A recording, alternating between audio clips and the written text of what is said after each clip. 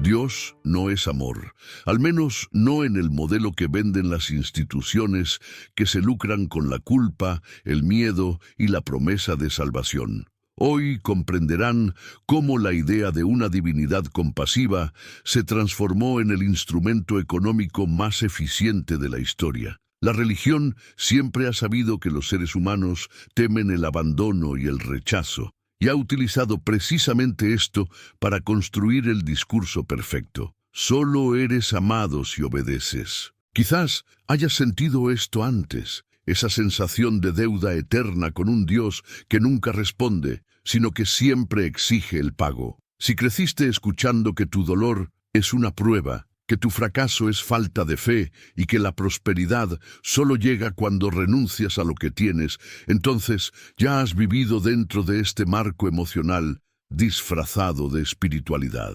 La promesa del amor divino se vendió como consuelo, pero se entregó como control. El discurso es simple: Dios te ama, pero te castiga. Dios te cuida, pero te cuida. Dios te acoge, pero exige renuncia, dinero y silencio. Este amor condicional se ha convertido en el motor financiero de un imperio que no paga impuestos y opera con total blindaje moral. Y ese es precisamente el punto. No fue la fe lo que enriqueció a las iglesias, sino la narrativa del amor condicional. Si los fieles creen que sin la iglesia, sin el diezmo, sin el ritual, pierden el amor divino, pagan, siempre, sin cuestionar, sin detenerse, sin pedir recibo. Lo que casi nadie comprende es que este amor se ha calculado como un producto. No es espiritualidad, es marketing emocional de alta precisión. Lo que sigue expone cómo este modelo se ha convertido en la máquina más rentable del planeta y por qué necesita que nunca te liberes de él. Primer punto, el amor divino se ha convertido en una mercancía. Literalmente, no en metáforas ni símbolos, sino en la estructura financiera. Cada servicio, cada campaña de prosperidad, cada ritual de promesa funciona como una renovación de contrato, no con Dios, sino con la institución. Cuando el discurso afirma que quien ama a Dios no renuncia a lo que tiene, no se refiere al afecto, sino a la transferencia patrimonial disfrazada de fe. El desenmascaramiento comienza cuando comprendemos que, para mantener los ingresos, la Iglesia necesita mantener la culpa. Si los fieles se sienten completos, ya no donan. Si no tienen miedo, no obedecen. Si no esperan un milagro financiero, no pagan por el acto profético. Por lo tanto, la teología de la dependencia se fabrica para que nunca te sientas suficiente sin un líder,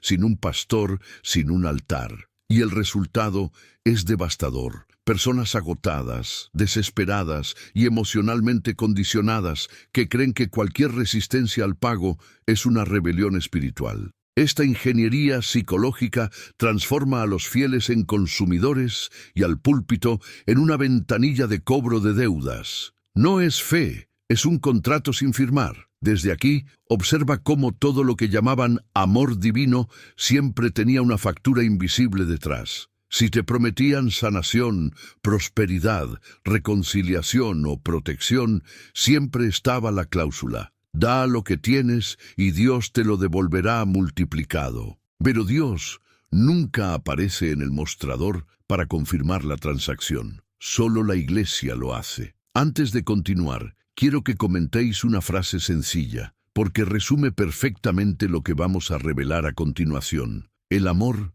no debería ser una moneda. Escribe esto en los comentarios si ya has descubierto el juego. Pasemos ahora al segundo punto. La riqueza de las iglesias no es consecuencia de la fe, sino de la arquitectura emocional que la rodea. La institución ha aprendido que la promesa del amor eterno no funciona sola. Necesita ir acompañada del miedo a perderlo. Este miedo es lo que transforma la donación voluntaria en una obligación silenciosa, casi automática. Cuando alguien abandona una religión, no solo siente un desapego ritual, sino también un abandono emocional, porque durante años le enseñaron que fuera de la iglesia no hay protección, ni cuidado, ni amor. Esto no es doctrina, es ingeniería de dependencia. La persona no teme a Dios, teme estar sin el Dios que le fue presentado, un Dios externalizado, gestionado como una empresa. La manipulación se hace aún más evidente al observar cómo ha evolucionado el discurso de dar para recibir. Ya no se trata de devoción, sino de un intercambio comercial con un envoltorio celestial. Entregas tus recursos, tu tiempo, tu mente, y a cambio recibes la esperanza de que algo extraordinario sucederá. Una esperanza que no se puede demostrar, pero que se exige puntualmente. Este sistema solo funciona porque la idea del amor divino ha sido secuestrada. Dios se ha convertido en un logo, una herramienta para fomentar la lealtad. No importa si el creyente sufre, se empobrece o se siente culpable. Lo que importa es que permanezca conectado. La Iglesia no vende fe, vende pertenencia condicional. Y es en este punto que muchos empiezan a darse cuenta de que el amor de Dios que se les presentó no era amor, sino un contrato emocional con cláusulas invisibles que se renueva cada vez que alguien abre su billetera y cierra su duda. Tercer punto, Dios no es el producto. El producto es la sensación de estar en el lugar correcto. La institución monetiza la idea de la salvación como si fuera un plan de suscripción espiritual. Cuanto más se aporta, más garantías simbólicas se acumulan. No hay factura por los milagros, pero sí un recibo por las ofrendas. Y eso lo dice todo. Observa cómo se calcula la narrativa. Si algo bueno sucede, es gracias a Dios. Si algo malo sucede, es tu culpa por no comprometerte. La ecuación es irrefutable porque jamás puede cuestionarse. Y cuando el creyente empieza a dudar, el discurso cambia a Dios te ama, pero exige compromiso. Este compromiso rara vez es emocional, casi siempre es financiero. El desenmascaramiento es simple y cruel. El sistema necesita que te sientas incompleto para seguir pagando por la completitud. No es amor, es dependencia planificada. La institución no te quiere libre, te quiere leal. Leal en el sentido literal, como contribuyente recurrente, no como buscador de la verdad. Cuanto más se examina la estructura, menos se basa en la idea de la espiritualidad y más se revela como una red de recaudación de fondos, marketing, expansión territorial y protección legal. Una de las máquinas más antiguas y eficientes para convertir emociones en flujo financiero. Y aquí viene la pregunta que nadie quiere afrontar. Si el amor es realmente incondicional, ¿por qué siempre viene con una factura simbólica? Más adelante verás cómo este modelo se volvió tan rentable y por qué te impide verlo con claridad. Ahora que el fundamento está claro, necesitamos llegar al punto que sustenta todo este mecanismo, el control narrativo. La riqueza de las iglesias solo existe porque el discurso no se puede comparar con la realidad. Cuando la promesa no se cumple, la culpa nunca recae en la institución, sino en el individuo. Esta formulación es brillante desde la perspectiva del poder, porque elimina la rendición de cuentas y perpetúa la dependencia. Observa cómo todo está calibrado. La iglesia no necesita demostrar que Dios actuó. Eres tú quien debe demostrar tu fidelidad. Si el milagro no se cumplió, no fue la promesa la que falló, sino tu fe la que no pagó el precio emocional requerido. Este ciclo de culpa es lo que mantiene la maquinaria en marcha, ya que impide que los fieles vean lo obvio. Cuando la bendición no llega, lo único que sigue llegando es la solicitud de contribuciones, y los fieles, abrumados por la frustración, no abandonan el sistema porque se les ha enseñado que sin él no hay sentido de pertenencia. Esto transforma a la comunidad religiosa en una prisión emocional, donde cada incomodidad se presenta como un plan divino y cada duda como un ataque espiritual. No hay lugar para el cuestionamiento, solo para la obediencia. Esta arquitectura psicológica no surgió por casualidad.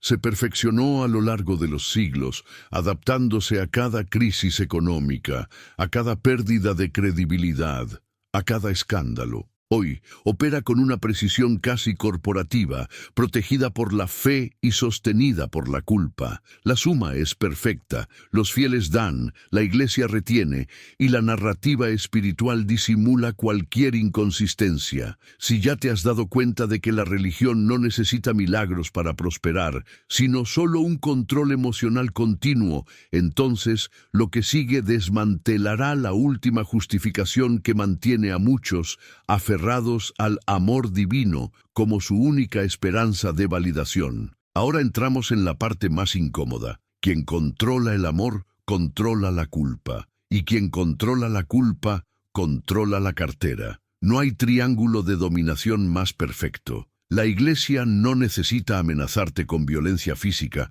porque ha encontrado algo mucho más eficiente, la amenaza emocional. Dios te ama, pero puede abandonarte. Este es el detonante que mantiene a los fieles dóciles, obedientes y repitiendo. Si el amor divino es la zanahoria, el abandono espiritual es el palo. Los fieles no dan porque tienen, sino porque temen perder lo poco que creen poseer. Así, la idea del sacrificio se convierte en moneda de cambio emocional y con el tiempo en una justificación para que la institución acumule propiedades, medios de comunicación, influencia política y una riqueza incuestionable. Todo ello sustentado por el amor. Pero aquí está el punto de inflexión.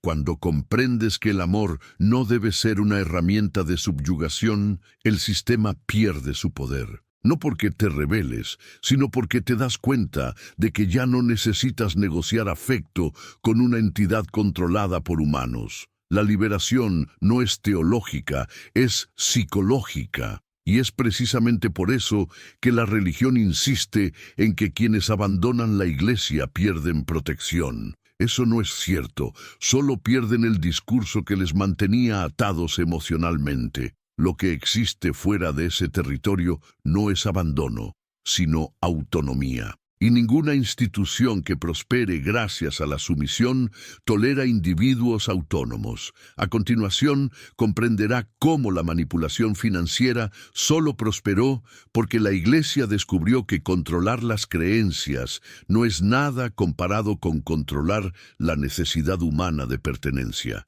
Hemos llegado a un punto en el que la lógica se vuelve ineludible. La religión no vende a Dios. Vende una pertenencia condicional. No importa si el creyente cree de verdad, lo que importa es si continúa asistiendo, contribuyendo y obedeciendo. La máquina depende menos de la fe y más de la constancia, y la constancia solo existe cuando el individuo teme ser excluido del supuesto amor divino. Este es el mecanismo silencioso que sustenta toda la fortuna institucional. Nadie quiere ser el excluido, el ingenuo a quien Dios abandonó, el exmiembro que ahora será castigado. El miedo no es espiritual, es social. Temes decepcionar a la comunidad, al líder, a la entidad moral que te prometió afecto bajo contrato. Y cuando los fieles empiezan a cuestionar, la respuesta no es diálogo, sino acusación. Eres espiritualmente frío, te has extraviado.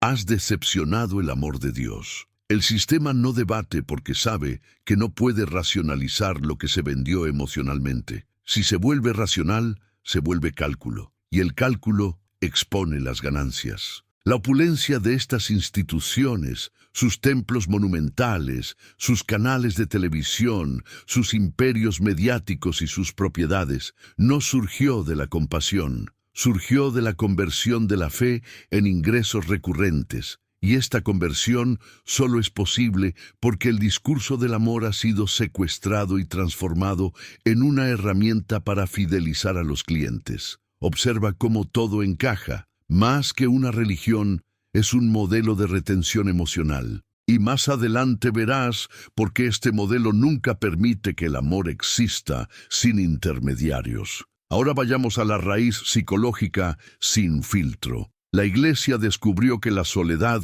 es el mayor miedo humano. Así que construyó un sistema en el que el amor divino no es presencia, sino vigilancia. No es aceptación, es un contrato. Y sobre todo, no es liberación, es una suscripción vitalicia. Si te vas, pierdes el derecho. Si no estás de acuerdo, pierdes el afecto. Si no contribuyes, pierdes la bendición. Así, Dios deja de ser un símbolo universal y se convierte en propiedad institucionalizada. Y los fieles, que deberían ser libres, se vuelven dependientes de una renovación emocional continua, siempre con un coste implícito. Lo más irónico es que el sistema se fortalece precisamente cuando los fieles sufren, porque el dolor alimenta el control. La institución te acoge, pero te condiciona. Te promete amor, pero exige un pago. Te promete sanación, pero se beneficia de ello. El sufrimiento se convierte en materia prima,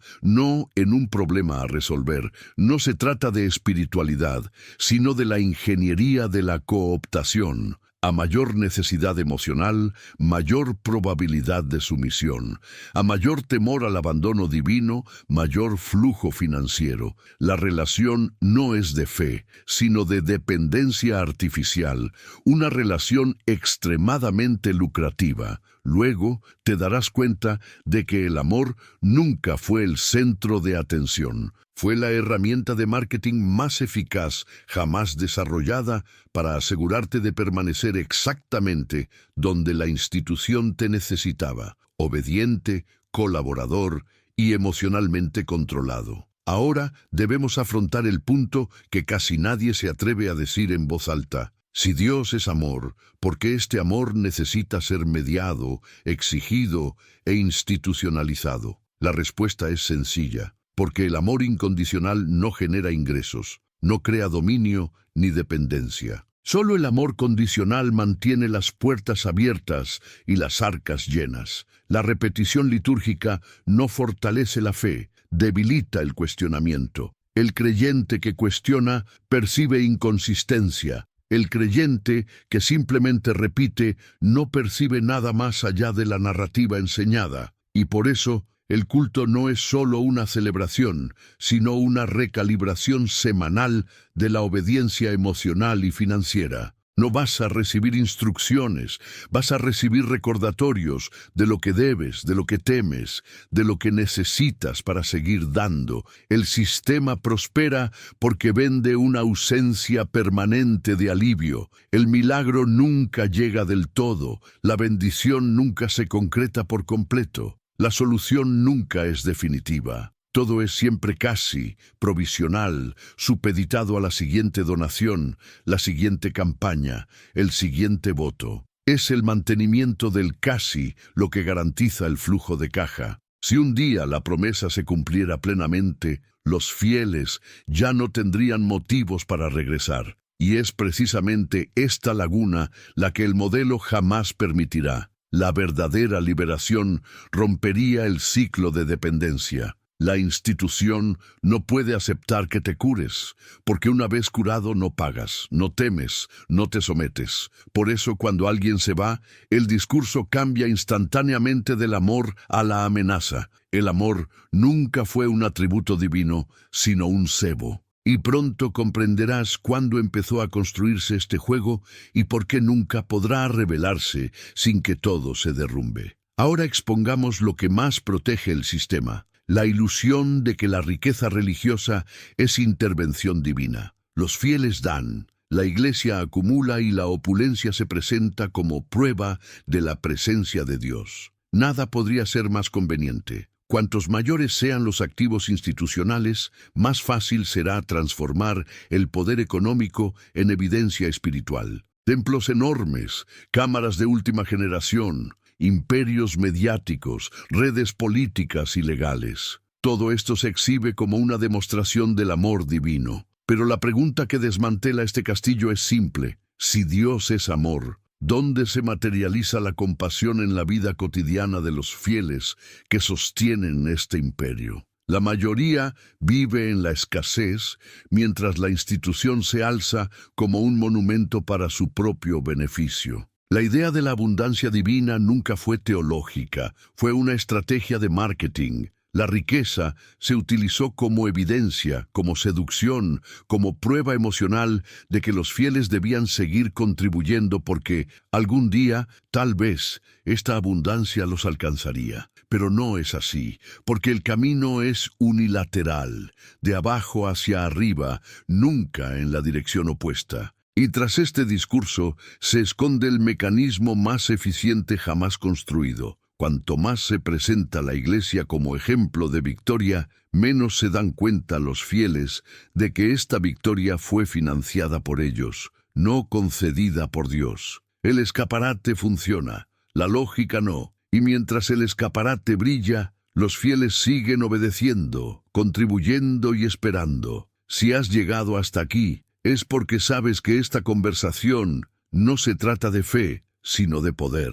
Así que antes de continuar, dale a me gusta, suscríbete y activa las notificaciones.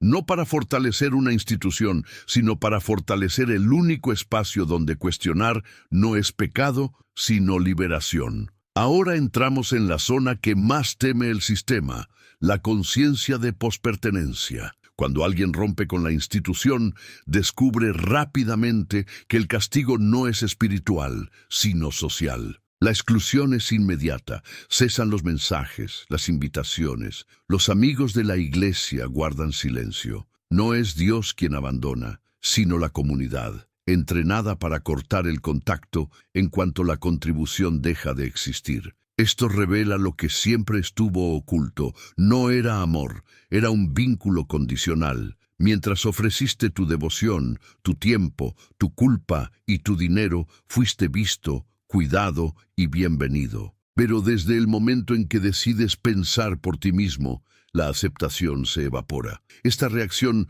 no es accidental, es pedagógica. Sirve para asegurar que quienes se quedan nunca se atrevan a irse. El mensaje es, Dios te ama, pero el comportamiento es, si cuestionas, pierdes tu lugar. Y aquí es donde el castillo de la manipulación empieza a derrumbarse. Si el amor desaparece cuando termina la obediencia, no era amor, era un contrato emocional con fecha de vencimiento impuesta por el liderazgo. Con el paso de las décadas, este modelo se ha naturalizado tanto que los fieles creen que el rechazo es un castigo divino, cuando en realidad es un mero protocolo institucional. No hay maldición para quienes se van, solo la revelación de que la pertenencia era un instrumento de control. La libertad es aterradora, no porque sea peligrosa, sino porque desmonta el mito de que la vida no puede existir sin religión.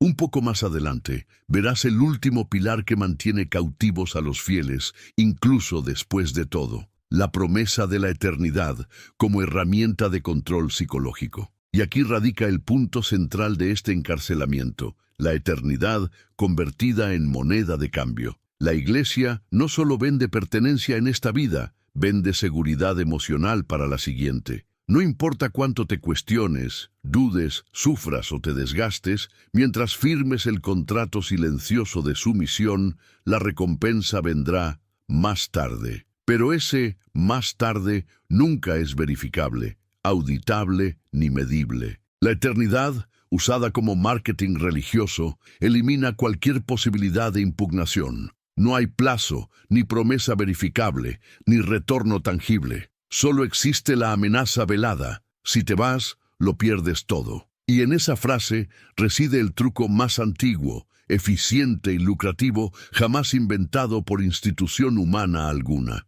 Los fieles no temen perder a Dios, sino perder el acceso simbólico a la eternidad que les ha sido vendida. Es este miedo el que transforma a los adultos en dependientes emocionales, el que impide el cuestionamiento y neutraliza la autonomía intelectual. Mientras que la vida real exige análisis, la vida eterna solo exige obediencia, y esto es perfecto para quienes se benefician de la sumisión. La institución sabe que cuando la vida es difícil, la promesa de una mejor es irresistible. El sufrimiento diario se convierte en inversión espiritual, y cada contribución, cada campaña, cada sacrificio se convierte en un depósito en una cuenta que nunca tendrá estado de cuenta. La eternidad funciona como el crédito infinito que justifica cualquier gasto, y es precisamente por eso que romper con la religión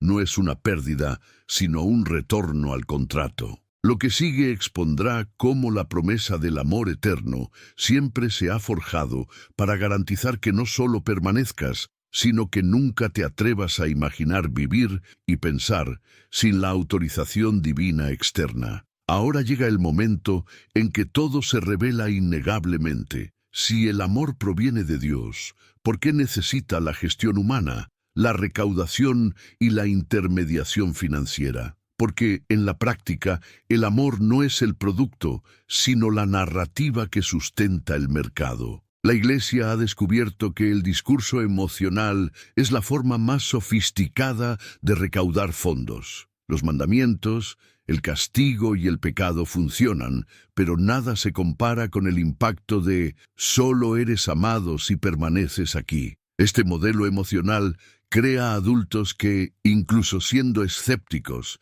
se sienten culpables por romper con la estructura. No es fe, es condicionamiento. No temes al infierno, temes la idea de ser el único que se atrevió a salirse de la línea. El sistema lo sabe y alimenta esta sombra con precisión quirúrgica. El infiel siempre es el desagradecido, el que rechazó el amor, el que eligió el abandono. La espiritualidad se ha convertido en un drama psicológico con un guión cerrado. Cuanto más lo analizas, más claro se hace que el Dios es amor que te presentaron nunca existió independientemente de la institución. Lo que existía era una relación jerárquica en la que los fieles devolvían obediencia, culpa y dinero, y recibían migajas emocionales para evitar el colapso. Dios dejó de ser un concepto y se convirtió en una herramienta de retención. Lo que llaman fe suele ser la incapacidad de imaginarse fuera de control. No porque no se pueda, sino porque se nos ha enseñado a creer que la emancipación es una blasfemia. Esta manipulación emocional es tan efectiva que muchos prefieren permanecer en cautiverio emocional antes que admitir que fueron manipulados desde el principio. Pero aquí reside la laguna que más teme el sistema. Cuando te das cuenta de que no necesitas justificar tu partida, de que no necesitas dar explicaciones, de que no necesitas negociar ninguna identidad, todo el contrato pierde valor. Más adelante, el cierre unirá esta comprensión con la última pieza que falta. La verdadera libertad no llega cuando Dios te acepta, sino cuando te aceptas a ti mismo sin intermediarios. Resumamos esto. Todo lo que has escuchado hasta ahora se puede resumir en una simple frase. El amor nunca ha sido incondicional, ha sido una herramienta de control. Cuando desmantelas la idea de que debes pagar, obedecer, temer o someterte para ser amado, el sistema pierde su control sobre ti. La Iglesia no te perdió porque caíste, te perdió porque despertaste, y este despertar no es rebelión, es madurez. La verdadera autonomía no consiste en gritar contra Dios, sino en comprender que si Él existe, no necesita contabilidad religiosa para relacionarse contigo. Pensar por ti mismo, sentir por ti mismo, decidir por ti mismo. Eso es lo que siempre se ha considerado pecado, porque es precisamente lo que amenaza la rentabilidad del modelo. Ahora el mensaje final. No necesitas guía espiritual para existir. No necesitas comprar el afecto divino ni demostrar lealtad a seres celestiales. La libertad de pensamiento no es una ruptura con lo sagrado, sino con el intermediario. No has abandonado el amor, has abandonado el comercio disfrazado de amor. Y antes de concluir, una última idea. Si la institución siempre ha tenido tanto miedo de que pienses por ti mismo, imagina qué sucede cuando finalmente lo hagas. Lo que sigue a este video no es una respuesta, es un viaje. A continuación, te llevará a una reflexión aún más profunda sobre aquello que nadie se atreve a tocar. No porque sea sagrado, sino porque es demasiado rentable para exponerlo. Hasta entonces, mantén tu mente despejada, tus dudas activas y tu autonomía intacta.